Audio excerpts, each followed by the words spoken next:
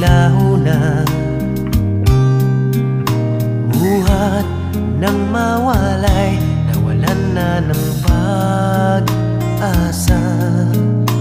Lungkot at pagkalumbay ang lagi kong kasama. Masikip sa dibdib